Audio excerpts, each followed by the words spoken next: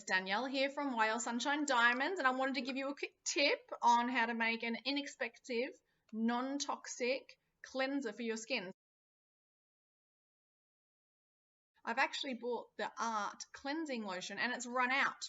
So what I do is I don't actually buy a new Art skin cleanser. I actually buy the Orange Blossom, and I actually just take the top of this off, the foamer, because it foams because of the cap.